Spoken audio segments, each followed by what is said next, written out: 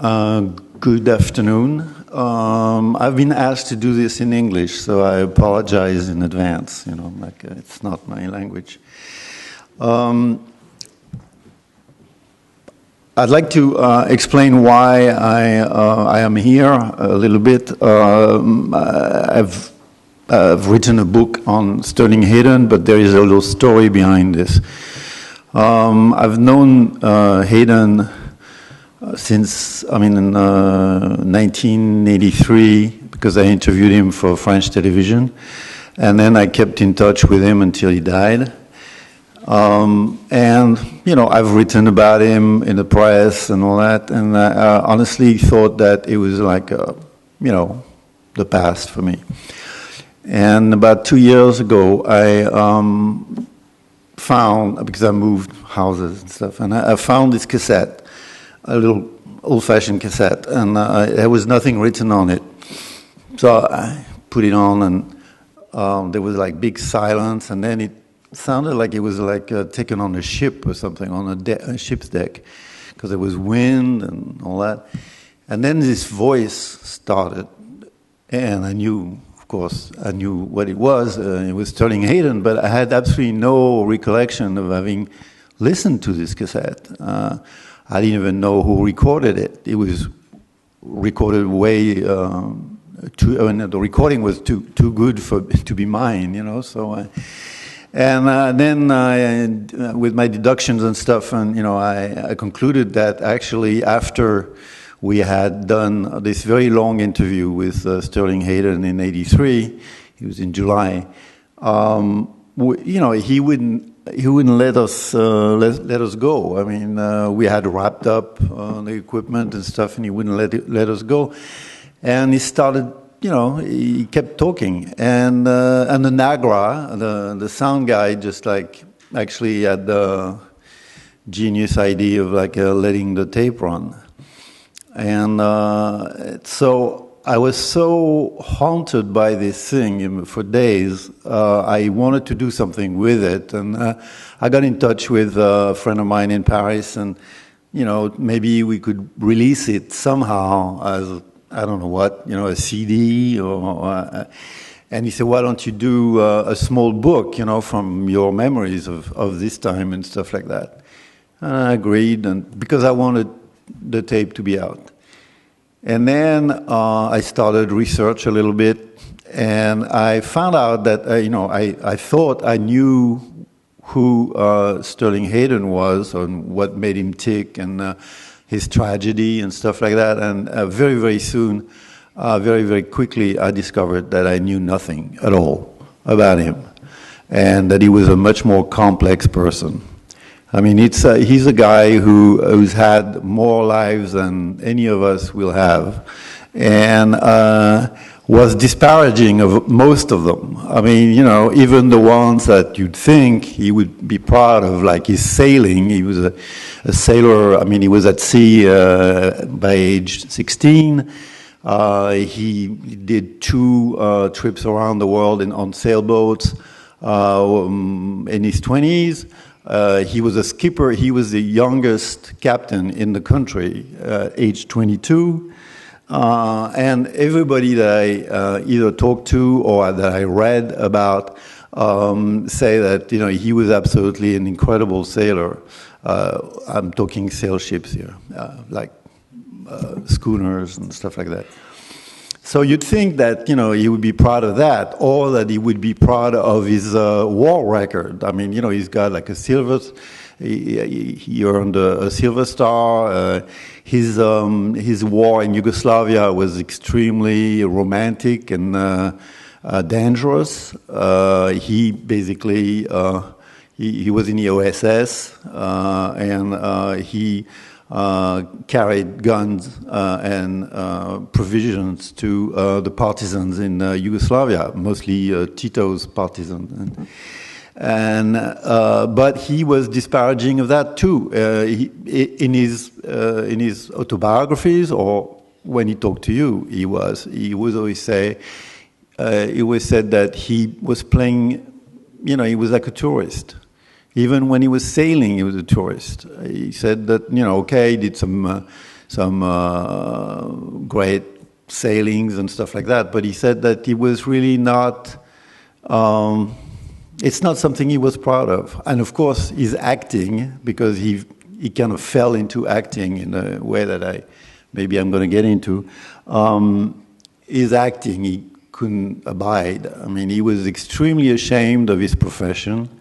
Not so much, he didn't have disdain for the acting profession. He just thought that he was an imposter because he had been plucked. He had been plucked from the deck of a ship to Paramount Pictures and fan magazines. I mean, and the first film he made in 1940, his name was as big as his co-star Fred McMurray and the female star Madeleine Carroll, and that was his first film. No training, no small parts, and nothing. He was like Veronica Lake, he was just like thrown in the big bath, and he only, and also he absolutely had, he was in panic in front of cameras. I mean, he was, very famous story is his best remembered performance in Dr. Strangelove as a General Ripper. It took 34 takes to get to the scene. He was like drenched in sweat and everything, and he was extremely embarrassed to be with professionals who knew their stuff, and he wasn't. And only people like Kubrick or John Huston or Altman knew how to actually take advantage of these kind of feelings he had about his profession.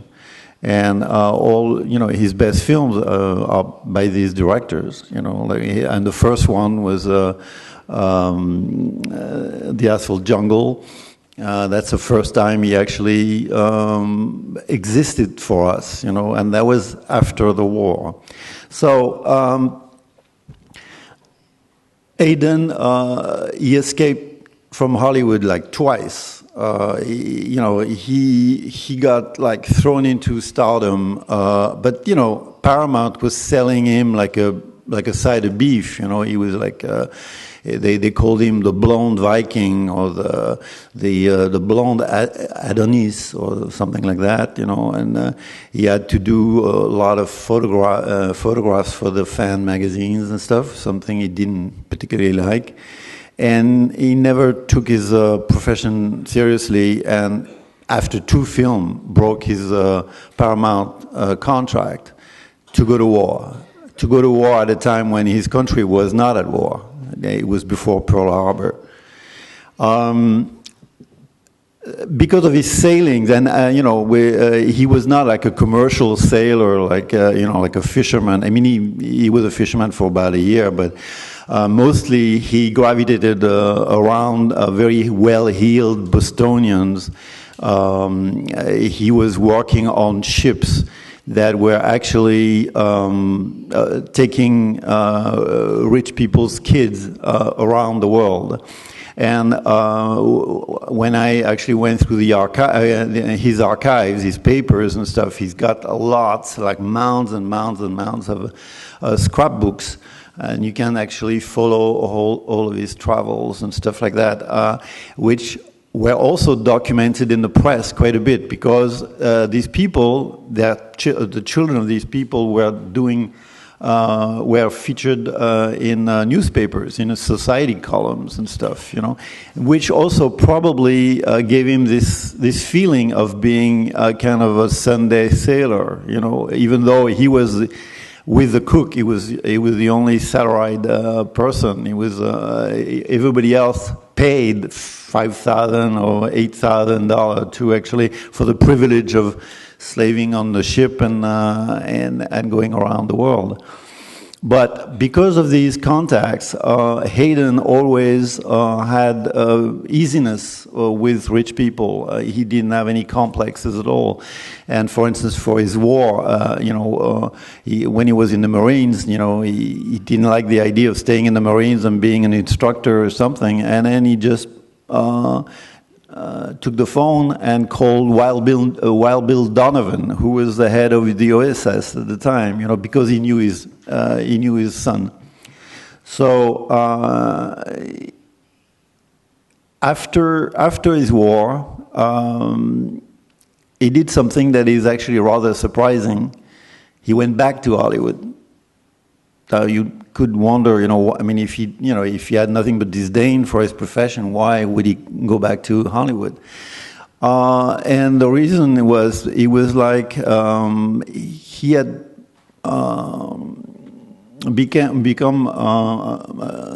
he was under the influence of communist and socialist friends, especially a captain, a sailboat captain named Warwick Thompson, who was extremely influential for him. I mean, that was his first inspiration to actually go at sea.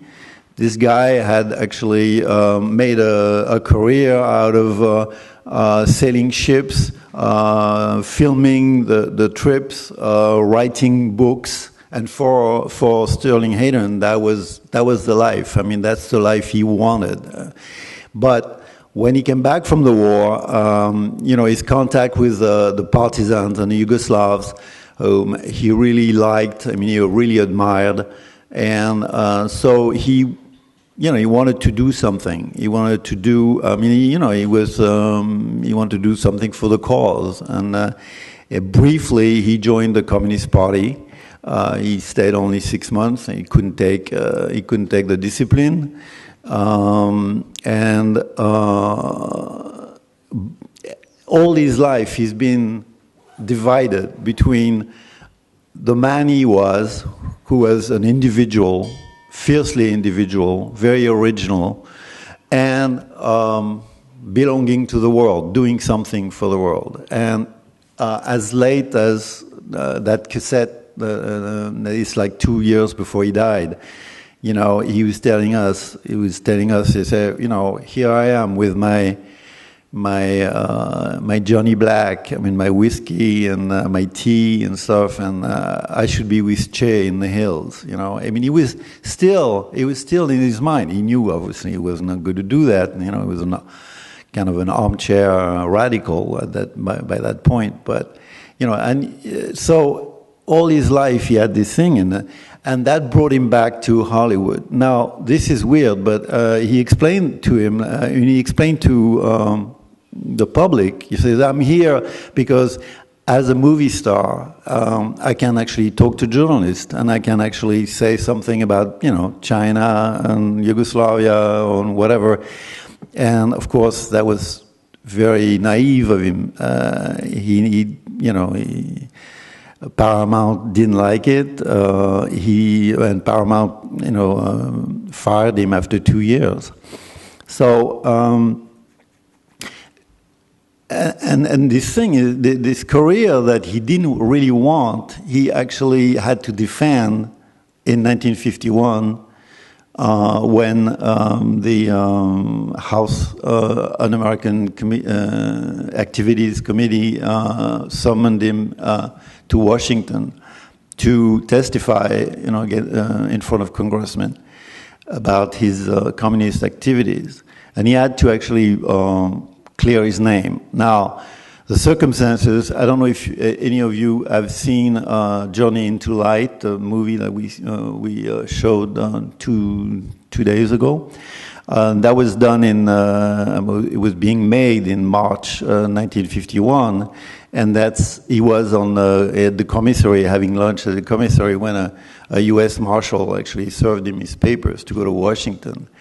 And this film, that was his first job in 2 years. He'd been offered things like, play Tarzan, replace Johnny Weissmuller, and play Tarzan. Of course, he didn't want to do that. So that was his first lead and his first part. And there was an independent movie, and the producer totally panicked. They say, we put like $500,000 on your name, and your name cannot be besmirched, or you have to clear yourself. So he went to Washington, not only for these reasons. They were also, I guess, he was a family man. He had children, and he needed the bread, I guess, that he earned in Hollywood. But he went to Hollywood. He went to Washington in April 1st, and he was like wearing his Silver Star little pin. And he gave names, only 2, but that was enough for him. I mean, he named Karen Morley, who's an actress, and he named his best friend and mentor, the captain I talked about before, Warwick Thompson, who by then was making documentary films, educational documentary films in Los Angeles. And he told us, I gave his name on April 1st. He says the next day he was fired. I mean, he was making a documentary on ants and stuff for school or whatever, and he was fired the next day. And it's something that he never got over. I mean, he spent most of his life expiating, in a way, And it was not all pathetic, because, he... that really pushed him into writing, which is the only activity that he always took pride of. I mean, that's the only... He really considers himself as a writer, more than a sailor, or a soldier, a family man, or an actor. And he wrote 2 books, and twice they were successes, and twice the success bailed him out of very, very bad financial trouble. He was always in debt and stuff like that. And so he wrote an autobiography called Wanderer, which I really urge you to read if you don't know it, because it's a really very original book. It talks about his naming names in Washington, but it's also it's like a journal almost of a trip he took, which was very famous. I mean, for the longest time, Sterling Hayden was more famous in America for having kidnapped his own children and gone to Tahiti on his sailing boat, on a schooner, than for playing in Johnny Guitar or the Hollywood movies, because he divorced his wife, and he was totally obsessed. He wanted custody of his children, and he actually won it.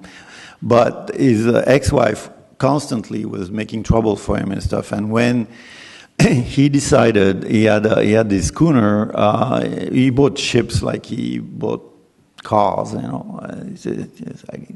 you cannot even keep track. But this one was called the Wanderer.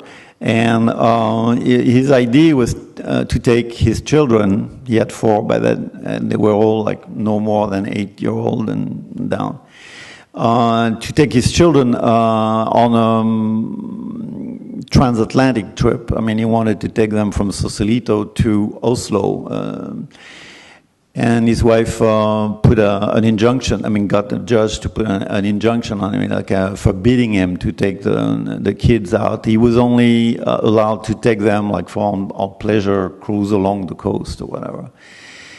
And he sort of plotted and stuff like that, and got a lot of money, and he said, okay, I'm going to take the kids from San Francisco to Santa Barbara along the coast. And then midway, he announced to the crew, and he announced to the kids, we're going to Tahiti. And he took them to Tahiti. He knew that the FBI would be after him. The judge would be after him. But in Tahiti, it was French territory, and there was no extradition. So he actually went to Tahiti, and of course, Life magazine. I mean, it was a story that totally enthralled people. You know, this free man defying authorities and stuff like that. And you know, he was a man. You know, all the articles saying, you know, he was a man of another century. You know, not only because you know his first love was sailing and commercial ships, not yachts. I mean, he had the biggest disdain for yachts, and when he said ship, it meant, you know, like at least 3 masts and you know, big ships and commercial ships or. So I mean, you know, they say, oh, you know, he's this kind of antiquated man, and they were very, very taken by this story, and he stayed a year with his children in Tahiti, and again, you'd say, that's great, you know. I mean, he took his, I mean, you know, it's like his kids in paradise or whatever. But you know, you should read what he writes in Wanderer about this experience. You know, he said, you know, it was kind of a failed experience. The kids wanted to be back in the house and a swimming pool in Hollywood Hills, and they've had enough of paradise, you know, and it was like a big flop. So he came back, and then he took the jobs. He took, you know, he made like lots of movies in the 50s just to pay for the house, to pay for the kids, to pay for the lawyers. And that's in my book. I try to actually. Because he gave short shrift for his movies, you know, the only ones he would want to be willing to discuss would be The Asphalt Jungle, because also his friendship with John Huston. Yeah, I mean, he has like a correspondence with John Huston, which I read and stuff, which is really interesting. That was The Asphalt Jungle, the 2 Kubrick movies. Even though he didn't think much of the first one, The Killing, and the Robert Altman movie called The Long Goodbye, in which he plays a blocked writer. I mean, a successful writer who's blocked and who's also a raging alcoholic, which in 1968, that's exactly what Sterling Hayden was at that point. Because of the success of his autobiography, Wanderer, you know, he got a book contract and to write another book, and a big advance, and he wanted to write a novel, and he did write a historical novel, but it took him 10 years to write this. 10 years in which mostly was spent in dissipation, drinking, buying anything that moved on water or on railroads. He even bought himself a caboose, I mean a big wagon, a luxury wagon, the kind of stuff that they have in once upon a time in the West, you know, when they travel, like when the rich people travel, like with wood panel and Tiffany lamps and stuff like that. He bought this from a company in the East and brought it to Sausalito, and he used it as an office to write his novel. But that's very, very typical of him. You know, the office had wheels. I mean, you know, here's a man who, you know, his family, he had a need for a family. I mean, he had 7 children by 2 women. And you know, he had this need for family, but as soon as there was a house or there was, he wanted to leave. So he either left on his own, on a movie set or something, or on his barge, because after that he bought a barge in Holland, and he spent about 10 years on his barge. Here's this man, you know, who always, you know, loved his last wife and his children, but could not be with them. Just like he could not be, could not be just the artist or just a militant person. He was very divided all the time, and this is what I discovered actually. Like I started saying this is like I thought I knew what made him tick, what was the main drama of his life, which was basically betraying his friends and humiliating himself in public. I thought that was the only reason. But then reading his correspondence, reading some of his journals, reading his letters, I saw that the break, the very fundamental, what do you call this thing, failure, something that's broken. He was like that since in his teen. It was a family thing more than anything. So, again, it's very sad. Sometimes, you have, he was like a graphomaniac, for a block writer, he wrote a lot, but he never published, he wrote like reams and reams and reams of confessional journals and stuff like that, and some of them, I saw a letter. He was actually about to publish some of them with Rolling Stone. Rolling Stone at the time was a big magazine, and they had a little small press and stuff, and he was going to publish that, but they never got published. But as a writer, he's totally brilliant. And in his archives, you can see how seriously he took himself as a writer, because you see his manuscript, he wrote in big ledgers, like leather-bound ledgers, just like an accountant, and the text is written in different ink and stuff like that. It's very complicated and stuff. He really worked like a maniac, whereas, if you just like follow his life during the writing of this book, you would think that he was actually just like getting drunk all the time, or just drifting on his barge. Now the barge is the last love of his life. I have these on this tape, for instance. He says that I've had enough of the sea, the sea, it's just too cruel, too hard, whatever.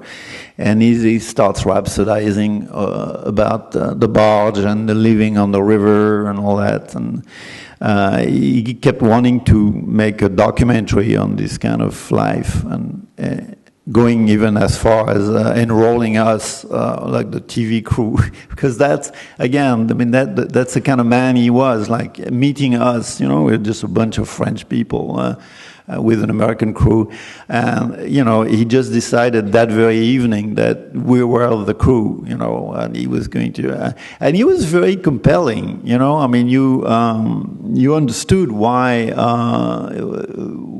for instance, when he was in Yugoslavia and stuff like that, his men really had nothing but admiration for him, both on his sailing skills, but also he was a commander. And in his movies, he was very disparaging about the movies he made in the 50s and 60s. He was always called them like shit-ass movies and, stuff like that. But he was very good in war movies, for instance, Flat Top or The Eternal Sea, or whenever he had to command. He was very credible. He did that as second nature, and those movies are very visible. His westerns and stuff, sometimes, but not always. And in his movie career, there is a before and after. There's a turning point in '68. In '68, he's in Spain making a very strange movie with James Coburn, who at that time was like riding high on his spy movies, like Our Man Flint and stuff like that. And James Coburn on the set turned him on. Like gave him joints, and he discovered cannabis. He discovered grass and hashish. And from then on, it became much more feasible for him to be an actor. Of course, by that time, he was totally discredited, and only people who remembered him as an icon of film noir, like The Asphalt Jungle or The Killing, people like Altman, for instance, would actually use him, want to use him or something. But from '68 on, he became a character actor, and a good one too. I mean, he was in The Godfather. I don't know if you remember him as a police captain when he almost breaks Al Pacino's jaw, and then he's killed by Al Pacino in the restaurant with a gangster. Actually, last night I asked Coppola, why did he choose him, and he just looked at me and he said, "No, that was Robert Evans, the head of Paramount. He was already cast, so he had nothing else to say about this." Which I'm glad, because the book is at the printer anyway. I couldn't have used it. So. But he was very. But the thing is that. After that, maybe not on the Godfather, but on most of these other films, he would just play high.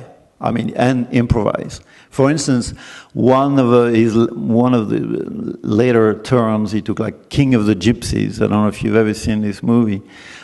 He plays this gypsy, or the self-proclaimed Gypsy King, and he has he had a death scene there. It was absolutely wonderful, and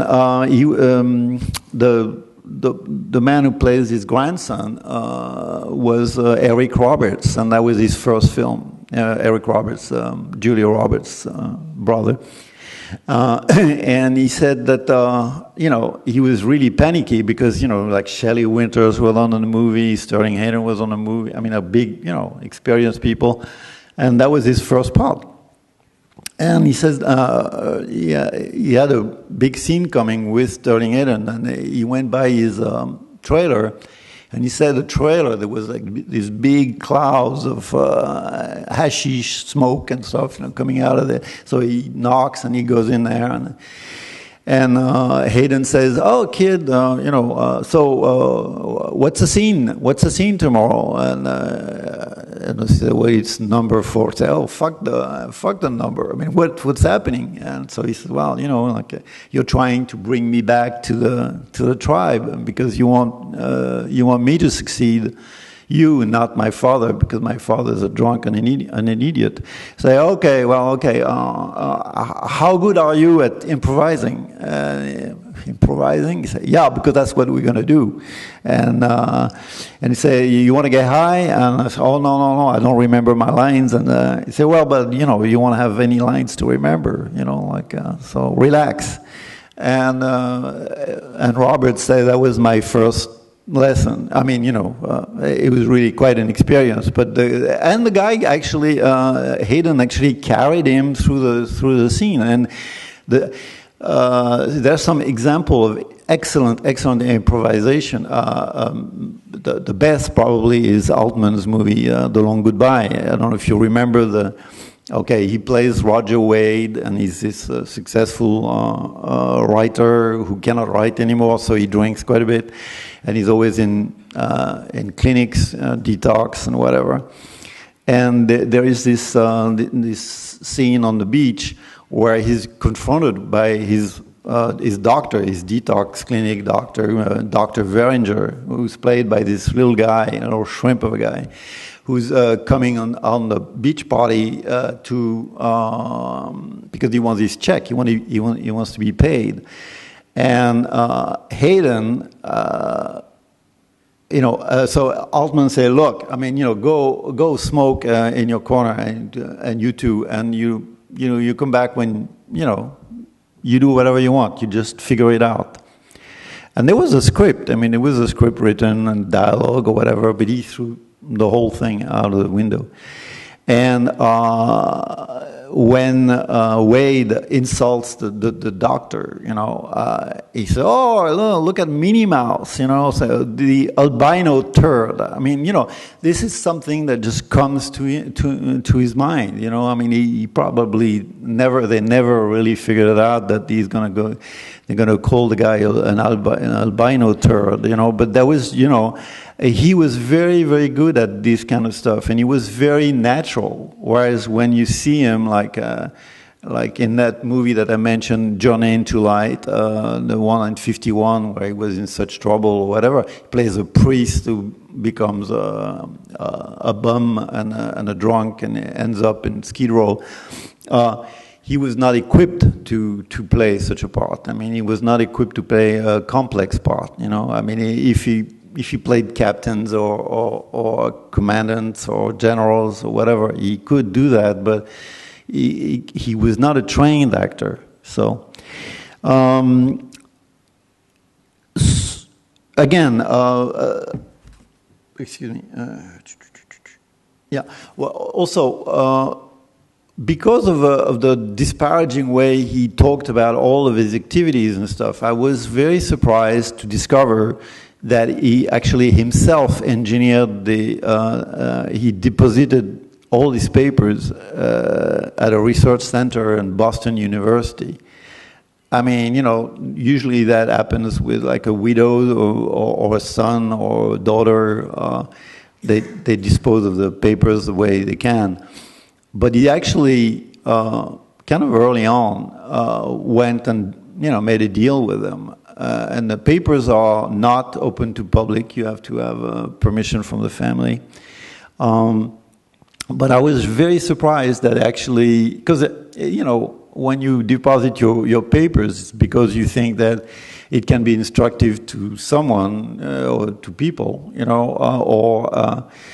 and when I saw what was in the archives, it's not just photos and scrapbooks and pictures of him wearing a sailor suit when he's 3, or stuff like that, which I found. But I think he wanted his writer's archives to be there, And when I was actually reading all the papers and stuff for days and days in these archives, there's an old man who's there who looked like he belonged to the place, like a chair or something, because he was just always there. And he came to me and he says, "You doing Sterling Hayden?" And he says, "I remember when he came to see Dr. Gottlieb. I mean, the archive's called Gottlieb Center for Research or something."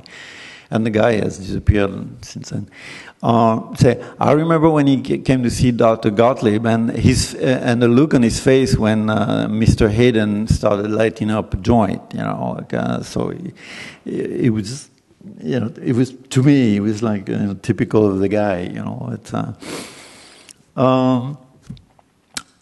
Also, I would like to point out that although he's one of the guys who named names in front of the committee, he had a very strange relationship to communists or radicals who got into either jail or were blacklisted, whatever.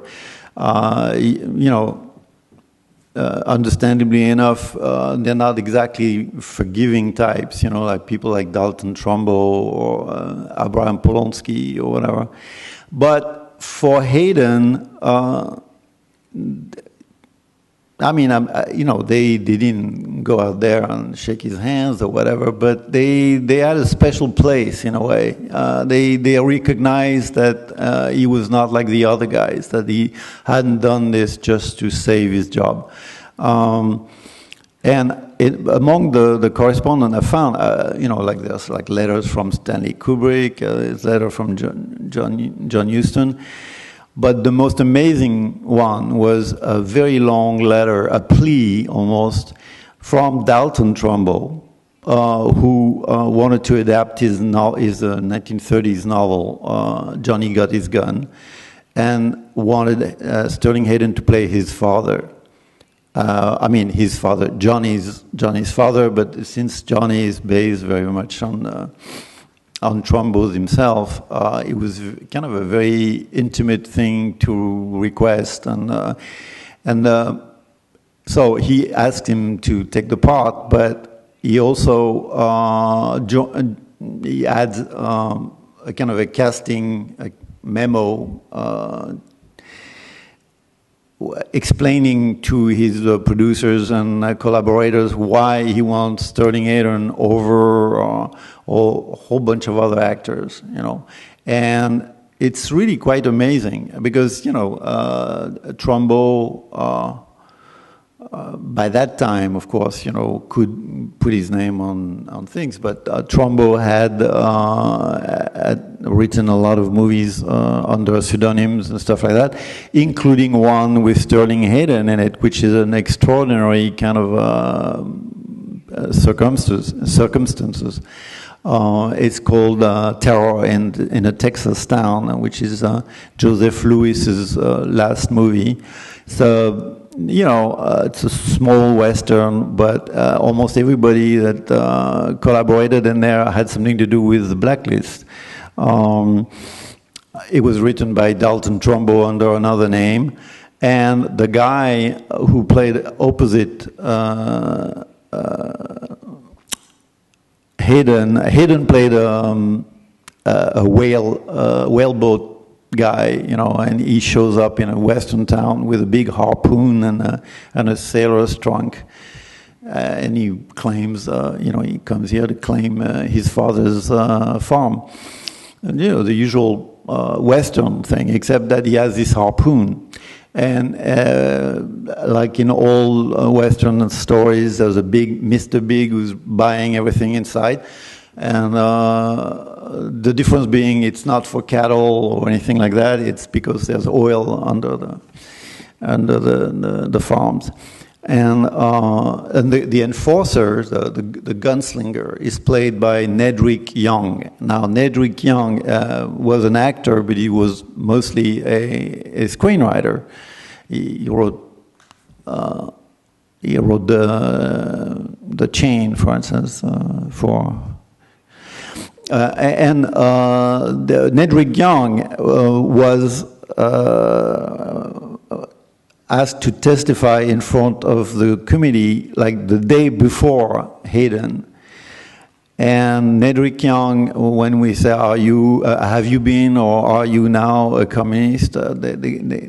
The guy says, "This is an un-American. This is an un-American question, and it's also a disgusting question." And he was dismissed immediately.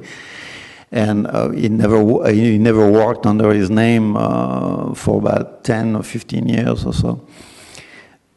Now, 10 years later, is in this Western opposite a guy who actually named names, you know, which is very strange. I mean, like they're like opposite like this.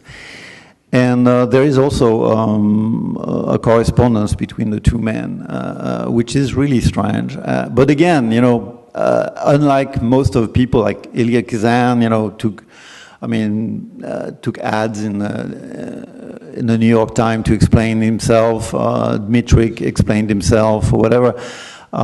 Sterling Hayden wrote Wonder and totally, he totally beat his chest, you know, for page after page after page of self-disgust. So maybe that the victims of the Blacklist thought sort of like he was maybe to be forgiven or something. And I hope you forgive me for this ranting thing and stuff like that. If there is any questions, I mean, obviously, you know, maybe I should have spoken more about the films because we're in the film festivals, but I honestly didn't write the book because of I didn't write the book on an actor's life, really. I tried to just tell the story of an extraordinary man who had, you know, the attitude. I should say that when he called me, when he said, I got the big C, but I know how to beat it. I mean, massive doses of vitamin C and massive doses of hashish. And the plan was to go to Cannes with John Huston, who was actually presenting The Dead, and would be dead himself a year later. But it was like total Sterling Hayden idea. He was going to go to Rotterdam, dust off his barge, and they were going to drift down the river and the canals all the way down to Marseille and to Cannes. And he did it. I mean, he was very sick at the time, and he did it with he had a companion. He was a jockey, very famous jockey, a friend of John Huston. And they went to Rotterdam, took the barge, and went to Paris and stuff like that. And by that time, he was just too sick, and he went to American hospital and was evacuated and went back to his wife in Connecticut. But that attitude towards death, was very typical of the man. Very typical of the man. Some his favorite expression was "let it rip." Like there was like this kind of defiance against fate or boredom or whatever it was. And so, is there any questions or curiosity about any phase of his life? Or, yes. Yes. Well, I don't know.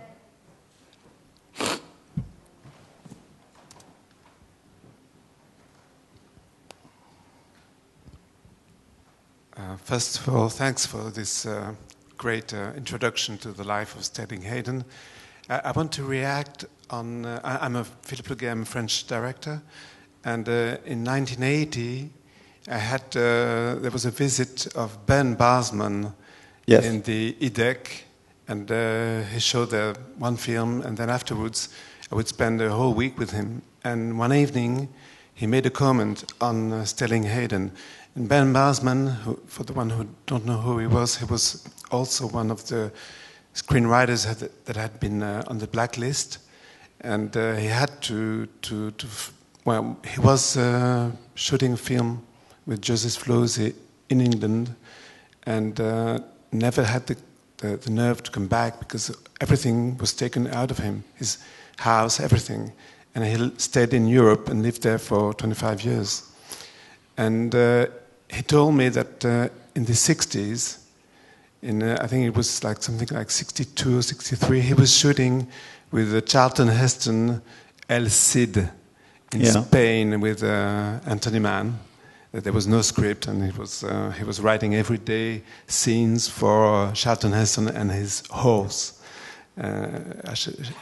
Charlton Heston wanted monologues of him speaking with the horse. And one day, Ben Barsman was in an airport in Spain, going back to England, and he saw Sterling Hayden far in the airport. And he said to himself, I know what he's been doing, but I want to tell him that in a way I forgive him. Because he felt sorry for him. Yeah. He felt like he did it but he didn't really want to do it.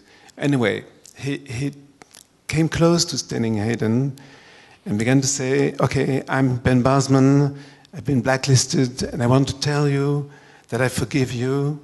And while he was saying that, he realized that it was not Sterling Hayden that was in front of him, someone looking just like him, and it was a real bastard, a guy who only, again, a few months ago said that all these communists should be put to electric chair, a guy that still was angry and always, had always the hatred for all this guy. And Ben Barsman realized that he was giving his forgiveness to the biggest son of a bitch ever That's the story. Well, that's a good story. I mean, really, thank you very much. Yes?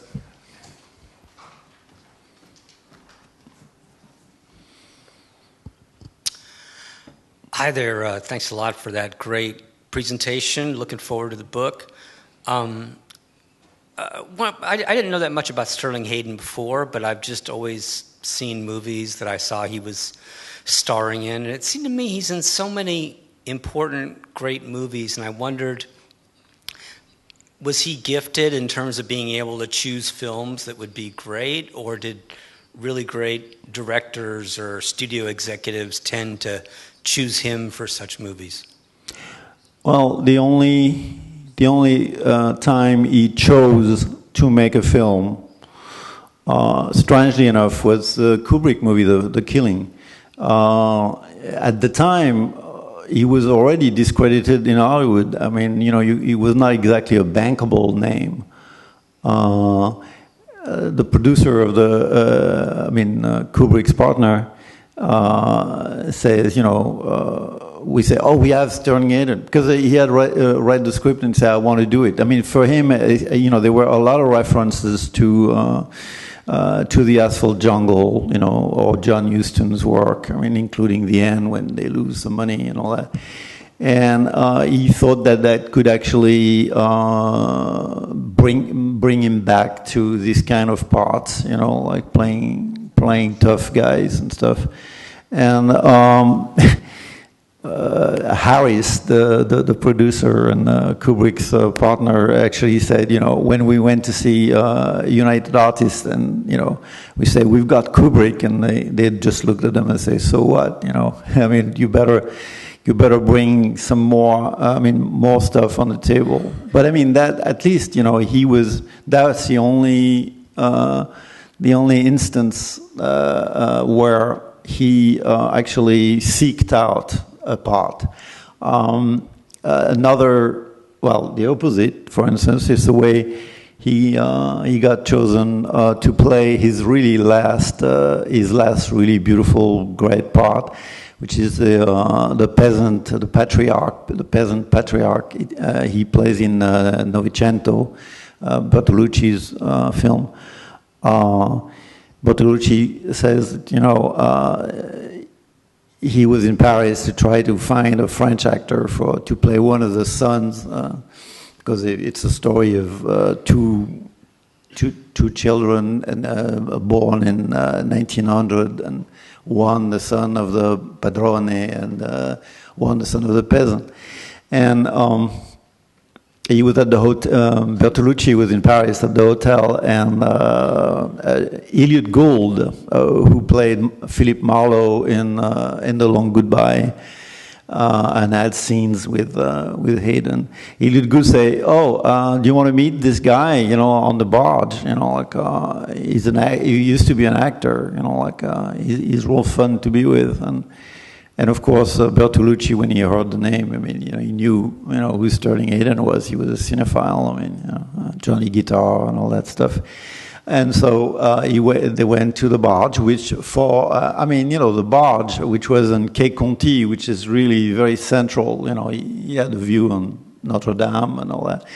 And the barge was really, for 10 years, for all the French noctambules and, people who go to nightclubs or coming back from the cinema or go restaurant or whatever.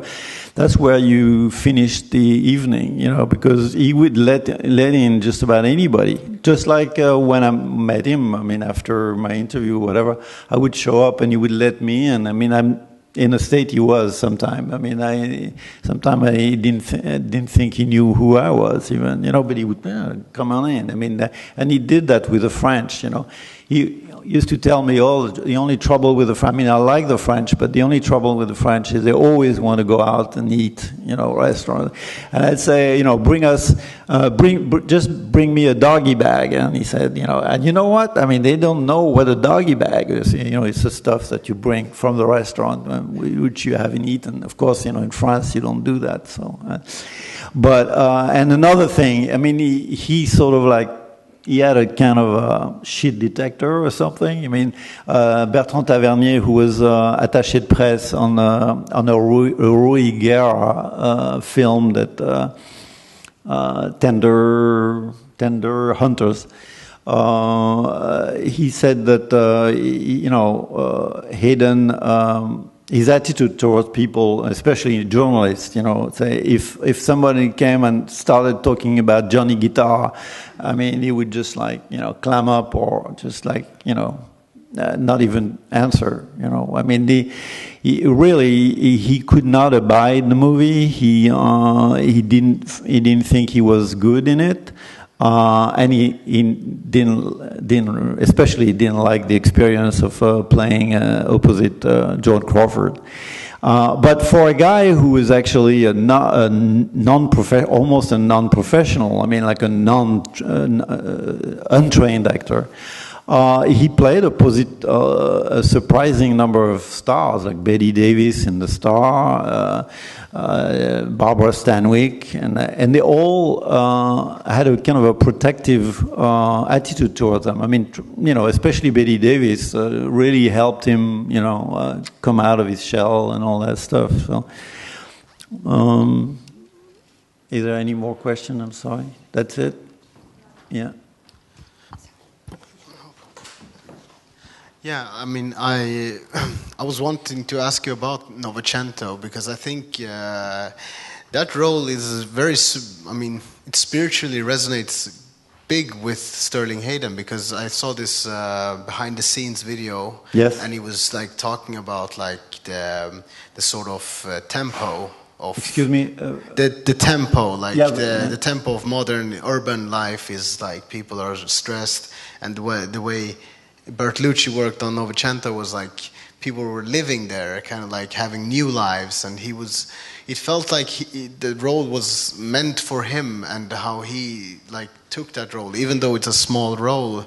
It's a big role. I mean, it's not a small role. I mean, it's such a big, long movie. Of course, almost every part is small, but his scenes with Burt Lancaster, I mean, are absolutely incredible. And his scene with when he's a patriarch at the table at sunset and whatever is absolutely gorgeous. But in the same making of Novecento, Bertolucci says, I went to the barge and I said, "Do you want to play?" I don't know the name. I can't remember the name of the guy. Yes, and he said, "Just tell me when, and I'll be there." That's it, And then when he was asked, why? What are you doing here? And he says, "I'm making a film with Bertolucci. I mean, what else is there to say? I mean, it's enough. I mean, Emilia, Bertolucci. What else do you want? So he knew, he had instinct, he had instinct. He was an artist, he had instincts. But again, it's very tedious to go back to the thing. But I mean, he was impaired by alcoholism and by severe depressions all his life. Not all his life, but from his being 25 or 26 or something, and that took a toll on his life. And but he always rebounded. I mean, he was a very for someone who didn't kind of disparage fame or whatever. He was very well known in the States, not only because of his escapade to Tahiti and stuff like that, which it really interested people, but he was like a great talk show favorite, especially the Tomorrow Show or something. I mean, he showed up one time. He just came back from. He said, "Oh, I'm on my way to Belgrade to cover Tito's death." And the host said, "But he's not dead yet." He said, "Well, but I'm going to go there and wait." And Obviously, he'd heard that Tito wasn't exactly in great shape, but and so he went in there, and I said, "Oh yeah, I'm going there. I'm going to cover it for Rolling Stone." Well, Rolling Stone, he didn't have a contract. They didn't pay for his way. He spent 2 nights in the railway station, just on the bench.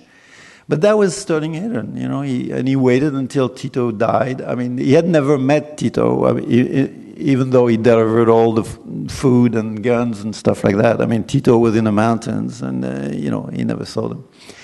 So I mean, he paid, and he was a great host. I mean, guest on talk shows. I mean, he also had a natural elegance. I mean, his sartorial splendor was amazing. I mean, like Altman, when he saw him come to his house for the first time, he said, I couldn't believe it. He had all these shawls and big sandals and stuff like that. And he said, "You're perfect. You're just wearing this for your part. The cap and the tweedy jacket and stuff." He said, "You're wearing this," and that's all he wore throughout the movie. And okay, I think that's pull the plug.